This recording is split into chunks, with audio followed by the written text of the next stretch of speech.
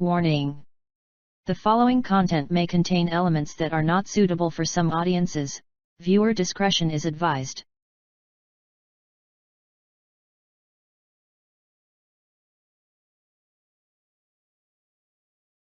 Gateway Church is in more trouble. Stay tuned, we're going to get into it on today's program.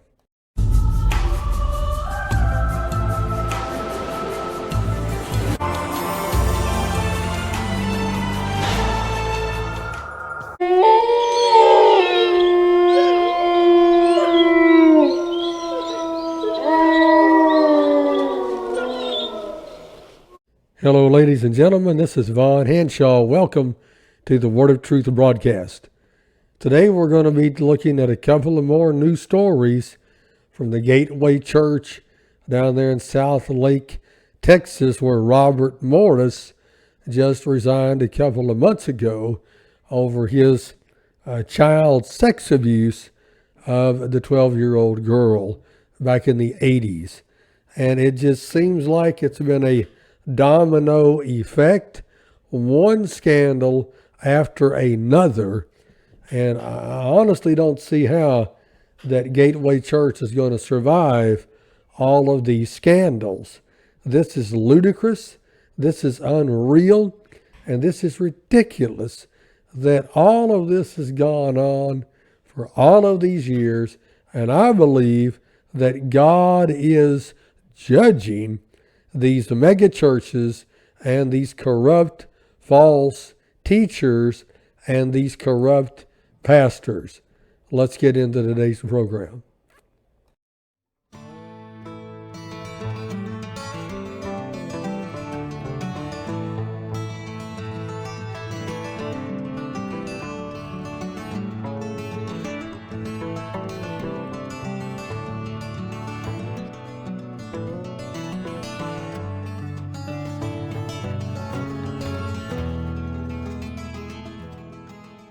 Gateway Church has parted ways with yet another senior leader.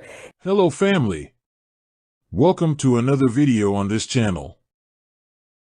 We have the latest update from Gateway Church. More senior leaders continue to resign or fired from Gateway Church since its founding pastor resigned in mid-June. Pastor Robert Morris resigned after 54-year-old Cindy Clemishier reported that Morris began sensually abusing her on December 25, 1982, when she was just 12 years old. Morris was a married young adult traveling evangelist at the time. Clemishier says the abuse continued for 4.5 years before Morris' actions came to light. But he was later allowed to return to ministry. After Pastor Robert resigned, more senior pastors and elders have continued to resign from Gateway Church, including Steve Doolin, one of Gateway's founding elders. Robert's son James Morris, who was expected to succeed him, and his wife Bridget, and now one of Gateway's executive pastors, has allegedly been fired. According to a video shared with members of Gateway, Pastor Kentel Glasgow, who preached on the weekend when Pastor Robert was first exposed by Cindy Clemishier, was fired due to a moral issue. Elder Charles Wilbanks reported that they were informed of a moral issue that they did not specify that disqualifies him from serving in his role at Gateway. He also announced to the congregation that the elders had decided to promote Pastor Dana Wilson of the Frisco campus to take up Kentel's role of overseeing the campus pastors. Watch the official announcement from Gateway's Elder Charles Wilbanks. Hello, Gateway family. I have an important family update for you. Gateway has over 560 employees, and we won't make it a practice to update you on all of our staff changes, but we did feel like it was important to update you on this staff change. As of Monday this week, Kentel Glasgow is no longer employed at Gateway. We were informed last week of a moral issue which we believe as elders disqualifies him from serving in the role that he had at Gateway. We love his family. We love his wife and his kids, and we want to come alongside them during this difficult time and help them find restoration and healing that they need as a family. And we would ask that you as a church would pray for them as well. What this does do is it makes a way for us now to promote Adana Wilson into overseeing the campus pastors. So Adana, effective yesterday, stepped into that role. We're excited for Dana. Adana is going to be a perfect person to take on this responsibility, and she's going to do terrific. I want to ask you to continue to pray for our family. Pray for Kim Tell and his family. Pray for Adana and her family as she steps into this role as well with new responsibilities. We love you, and we do thank you for continuing to pray for us during this time. In another statement sent to the newsrooms by Gateway's Executive Director of Media, Lawrence Swicegood clarified that Kempel's removal from his position had nothing to do with the departure of Robert Morris nor related to those circumstances. Glasgow had a moral failure, so we've asked him to step down as a pastor at Gateway and devote time to his marriage and family, said Swicegood.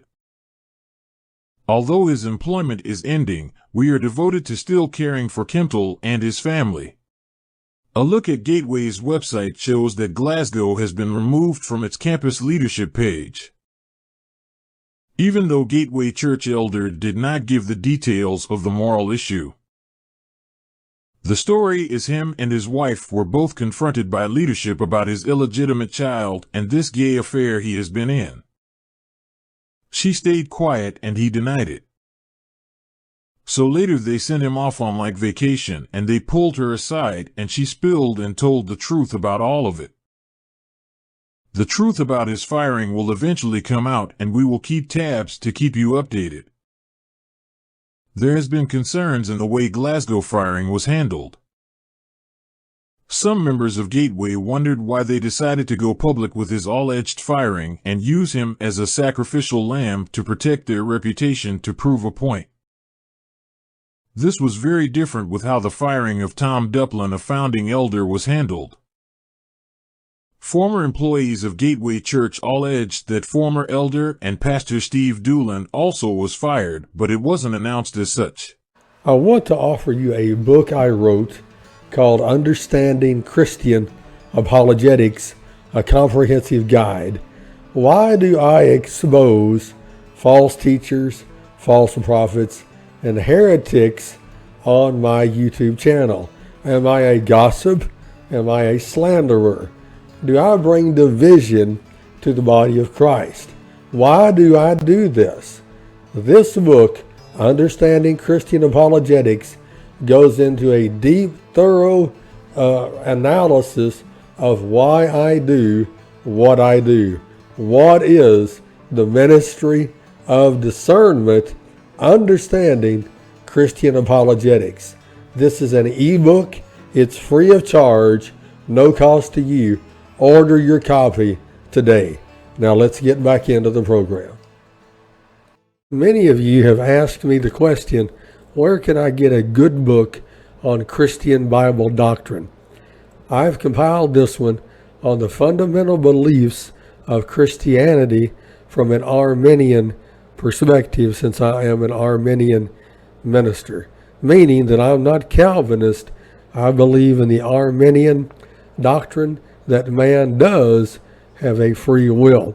So I cover all of those doctrines, every major doctrine in Christianity in this book. It's well over 300 pages long. Get your copy today. It's free. I'm not charging a dime for it. My email is pastorvonhanshaw@gmail.com. Order your copy today. Let's get back into the program. Hello, friends. I hope you're enjoying today's program. If you are, I would ask that you would, first of all, subscribe to my channel, like this video, comment on it, and share this on your social media platforms. It really does help the channel grow, and it helps me spread the word of truth. Thank you very much. The problems continue for Pastor Robert Morris and Gateway Church. You know, ever since the allegations against Morris came out, it has just been a snowball effect. More and more victims coming forward, sharing their stories about what happened. And you have to understand that for for many of these, I like to call them survivors because that's what they are. They live in fear for a long time. Many of them, can't just come forward that easily. The emotional toll that it takes on them as far as what they went through, what they were put through by people that were in positions of authority in a church, it's terrible what they go through. And I hear from different survivors all the time that tell me about, their own story, what they endured in the church. And we got another one here because Gateway is once again facing another lawsuit involving inappropriate behavior.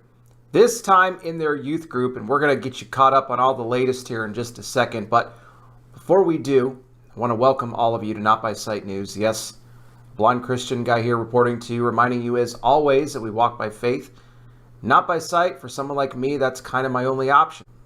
Let's get into this because, Gateway Church named in yet another lawsuit. I've been covering the lawsuits since the Robert Morris scandal first started. It's been 2 months now, right? So in this latest here, this one was filed on August 14th, and it names both Gateway Church along with Gabriel Snyder here as the defendants in this suit. Gateway for their part in being complicit in what happened, and Gabriel Snyder for being the one who acted out inappropriate behavior on a 13-year-old in the youth group. Now, they were both members of the youth group at the time, and this goes all the way back to 2016. It happened between December of 2016 and February of 2017. Now, at the time, Gabriel Snyder was 17, and this girl was 13. Now, the girl's family they're described as being very devout and loyal members of Gateway Church. And then this happened to their daughter. Now, here is the information in the suit as far as what went on here. They claim that Snyder actually used the teachings of fellow Gateway pastors to manipulate and to, twist things around as it came to this 13-year-old. He would say things like, you have to submit to me because I'm a man. I'm a male. You're a female. So you have to do what I say. And also that it was a divine appointment by the Lord that he do the things to her that he did inappropriately. The lawsuit also states that multiple times he would take her out behind the building. This is where the youth group would meet out at King's University. Of course, that was started by Jack Hayford. And he would, again, act on inappropriate behavior to her just outside of the building. Now, despite the fact that there were surveillance cameras all over where, any Gateway youth pastor or other leader could have seen what was going on, nothing was done. It was just completely just let go. And again, this continued over a period of months. But the 13-year-old is not the only one, according to her parents, that Snyder went after. Apparently, there were many other victims as well. Now, whether or not they come forward or not, we don't know. I hope that they do. Because this is the sort of thing that's been happening at Gateway for decades now. And Robert Morris going down was just the start of all of this darkness being uncovered, the veil being lifted in terms of this so-called church. Don't forget, Robert Morris was valued at $117 million, right at the time that he was, forced to resign. He made millions off of what he did to Cindy Clemenchier. Never had any real accountability whatsoever for it. No consequences. And I'm sorry, but resigning his position was not a consequence. He was set to retire in 2025 anyway, and he's going to hand the reins over to his son, James. So for people that were saying, that was punishment enough, no, it's not. You don't know anything about it. So more victims, yes, they're saying that about Snyder. Here's the other thing about him. He's currently right now already in jail serving a 4-year prison sentence for inappropriate behavior to another little one. Whether or not that was somebody that was involved with the church, we don't know, but he was sentenced back in 2022 to 4 years in prison. 4 years in prison. So we always talk about this. Where there's one victim, there's usually many, many more. Now, what's interesting about this is that with this suit coming out, again, it names Gateway It names Gabriel Snyder. He is eligible for parole in October. So, that would, have him getting out, about 2 years early. However, with this latest suit, it could be that he's not out for very long.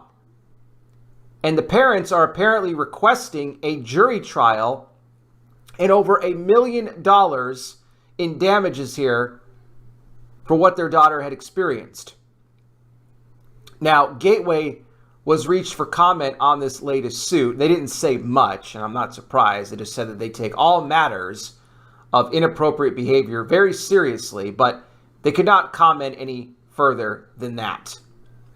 So this guy Snyder was basically allowed to just do whatever he wanted in the youth group, go after all these different, girls and everything, and youth pastors didn't say nothing. But by the way, this is not the first lawsuit that involves inappropriate behavior in the youth group. I spoke on another one where another girl, actually was right around the same age, like 12, 13, that, inappropriate things happened to her with another youth member. And they named multiple pastors at Gateway in that lawsuit, including the current youth pastor at that time. So again, this is not anything new. The problems in the Gateway youth group are just as bad as it, goes all the way to the top with Robert Morris or other, pastors. And of course, I mentioned Rachel Childress, the former Gateway staff member, secretary, who had inappropriate behavior happen to her at the hands of another fellow Gateway pastor, Aldine Pearson. So it's in the entire church. Now, can you be surprised when you look at who was leading Gateway, that being Robert Morris, and everything that he did prior to coming to Gateway, that would be the type of culture you would find at Gateway? Are you surprised? Because I'm not. I talked in a recent video about how Gateway just canceled their annual conference, the big annual conference they hold every year, because they say that they're still trying to navigate the Robert Morris situation. They have all the big charismatic speakers come to this conference every single year. They're not having it now this year. I would argue that they shouldn't have services anymore, period. Because this is a toxic church. It's much like Hillsong and everything that I talked about with Brian Houston years ago.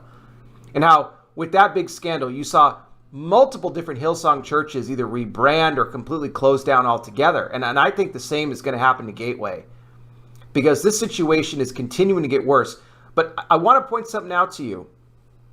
It is not a bad thing when God shines the light on darkness, because he's trying to wake people up. People always say, well, how come you don't report anything positive? Exposing darkness is positive. For all these years, it's just been, it's been locked up. It's been hidden. Not anymore. And because Cindy Clemishere had enough bravery to come forward and share her story, what have we now seen since then? More victims having that same strength to come forward and share their stories too.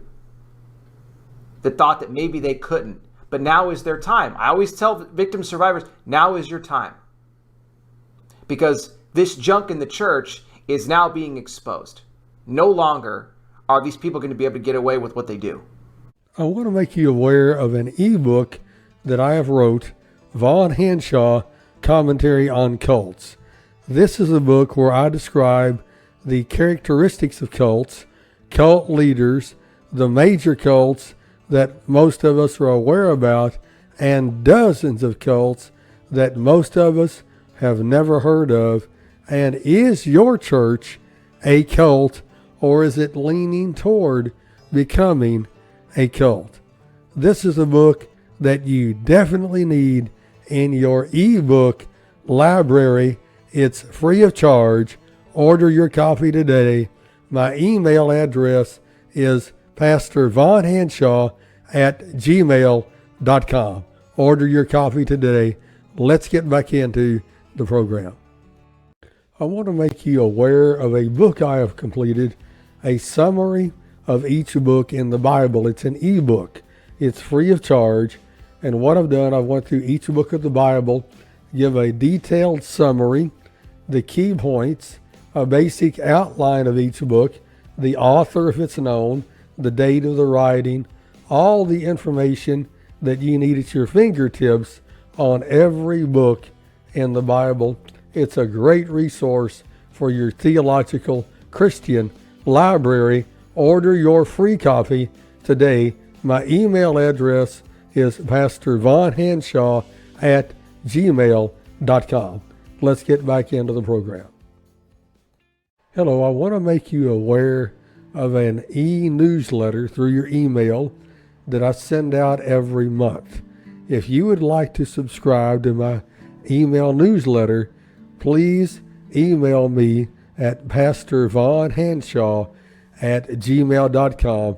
I go over in detail a lot of these videos that I produce about these false teachers and false prophets and these wolves in sheep's clothing.